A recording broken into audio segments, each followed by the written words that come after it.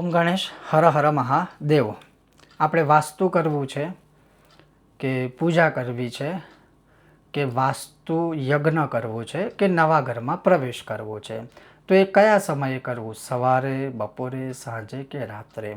હમણાં મેં એક વિડીયો બનાવ્યો હતો અને ખાસ કરીને ઇન્સ્ટાગ્રામ જો તમે ફોલો નથી કરતા તો અવશ્ય ફોલો કરજો। ઇન્સ્ટાગ્રામમાં @ચાલો સત્સંગ કરીએ, એમાં મેં આ વાસ્તુ વિશે, જે વાસ્તુ કયા મહિનામાં કરવું શુભ કે અશુભ છે એના વિશે મેં એક શોર્ટ્સ રીલ બનાવી હતી અને ખૂબ જ વાયરલ પણ થઈ છે ઓર્ગેનિક રીતે।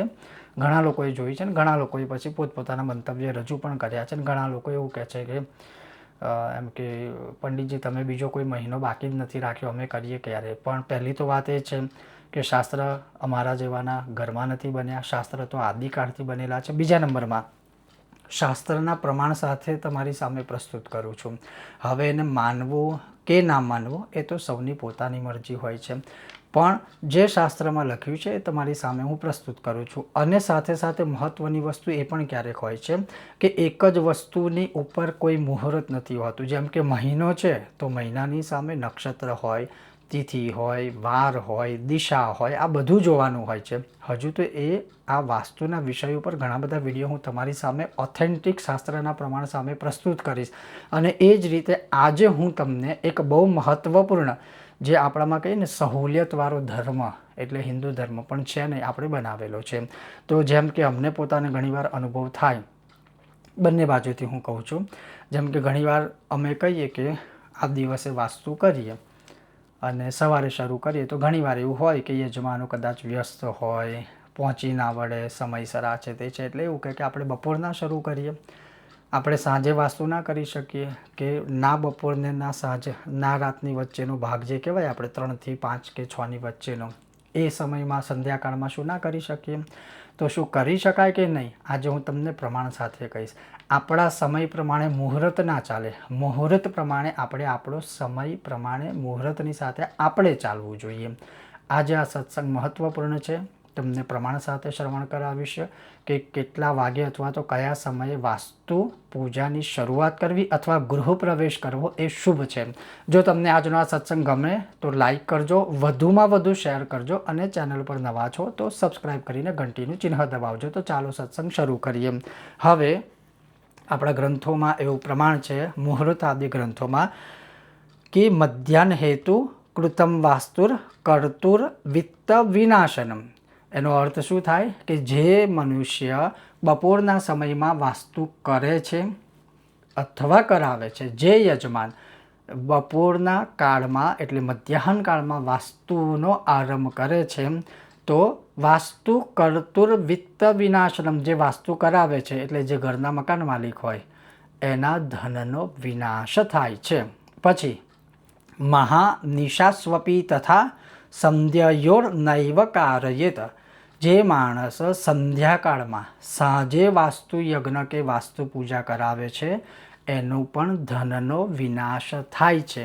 આ શાસ્ત્રના પ્રમાણ સાથે સંમત સાથે કહ્યું।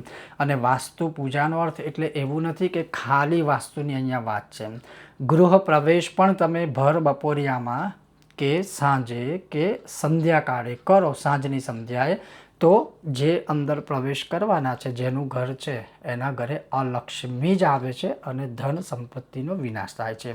તો પછી કરવું કયા સમયે? તો વાસ્તુ સદૈવ સવારે સૂર્ય ઉદય થઈ જાય, સવારની સંધ્યાકાળ હોય, એના પછીનો જે સમય હોય એ શુભ હોય। પણ ક્યારેક પાછો પ્રોબ્લેમ એ પણ થતો હોય છે ને, બી પ્રેક્ટિકલ, કદાચ કોઈને ગમશે કે કોઈને ખોટું લાગશે પણ હું બહુ સ્પષ્ટ કહું છું, ક્યારેક અમારા જેવા એવું કહે કે સવારે 8:30-9 વાગે આપણે વાસ્તુ પૂજા શરૂ કરીશું ને લગભગ બપોર સુધીમાં પતી જશે।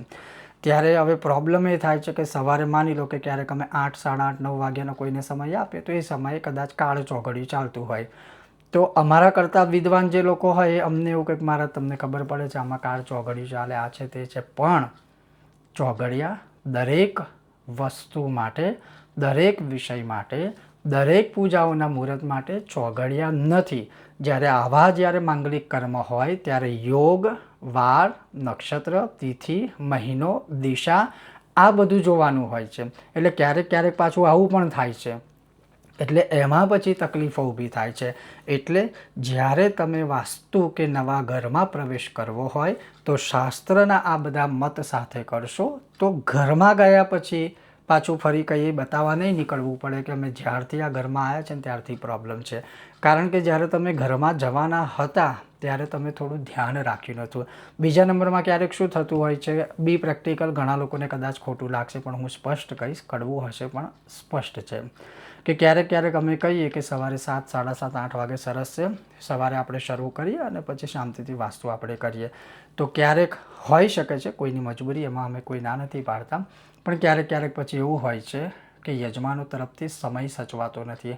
8 વાગે કીધું હોય પણ ક્યારેક માતાઓ બહેનો કદાચ થોડા શૃંગાર આદિ કરવામાં સમય વધુ કદાચ જતો રહેતો હોય તો 2-2.5 કલાકે તો પાર્લરમાંથી આવતા હોય. ક્યારેક જે ઘરના પુરુષો હોય તો આટલું મોટું ફંક્શન હોય તો ઘરના અમુક જમણવારનો વહીવટ હોય, માંડવાનો વહીવટ હોય તો એમનું ધ્યાન એમાં હોય, વાસ્તુ પૂજા તો એક બાજુ રહે.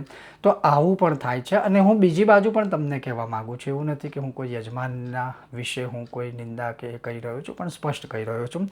અને ક્યારેક એવું હોય કે અમારા જેવા કદાચ કોઈ ગોર બાપા બિઝી હોય સવારે તો પછી ગોર બાપા એવું કંઈક આપણે બપોરમાં કરીએ તો યજમાને રાજી ને ગોર બાપાએ રાજી, તો એ પણ ખોટું છે. એટલે હું બંને બાજુથી કહી રહ્યો છું, કોઈ ખોટું ના લગાડે પણ સત્ય છે. એટલે કહેવાનો અર્થ ખાલી એટલો જ છે કે જો તમારે નવા ઘરમાં પ્રવેશ કરવો છે, વાસ્તુ પૂજા કરવી છે તો બપોર અને સાંજની વચ્ચેનો સમય અને સાંજની સંધ્યાકાળ કે રાત્રિકાળે ક્યારે ગૃહ પ્રવેશ ના કરશો, ના એ સમયે ક્યારેય વાસ્તુ પૂજા કરાવજો. નહીં તો મેં તો પ્રમાણ આપેલું છે, ધનનો વિનાશ થતો હોય છે. આ હતો એક મહત્વપૂર્ણ સત્સંગ. આ વિશે તમારું શું કહેવું છે? ઘણા લોકો ઘણું બધું કહી શકે છે, છતાં પણ તમારી જે ઈચ્છા હોય તમે કોમેન્ટ બોક્સમાં લખી શકો છો. જો તમને આ સત્સંગ વિષય વિડીયો પસંદ આવ્યો હોય તો લાઇક કરજો, શેર કરજો, ચેનલ પર નવા છો તો સબસ્ક્રાઈબ કરજો. ખૂબ જ જલ્દી પાછા મળીશું. આ જ વિષયના વિશે અન્ય પણ મુહૂર્ત ઉપર આપણે સત્સંગ કરીશું. ઓમ ગણેશ, હર હર મહાદેવ, જય સિયારામ.